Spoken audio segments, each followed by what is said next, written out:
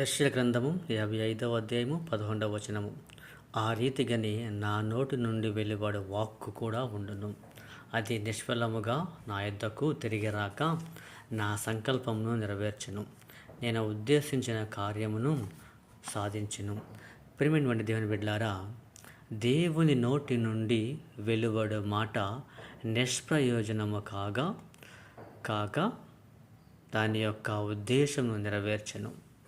ఏ విధంగా అయితే వానయు మంచును ఆకాశం నుండి దిగివచ్చి భూమిపై పడి భూమిని తడిపి పైరు పండించును, అదేవిధంగా దేవుని యొక్క వాక్కు కూడాను ఉండును. దేవుడు ఎప్పుడు కూడా నీ మంచి కోరుకుంటున్నారు కనుక ఆయన ఉద్దేశం నీ జీవితంలో నెరవేర్చబడాలి అంటే పవిత్రంగా జీవించు.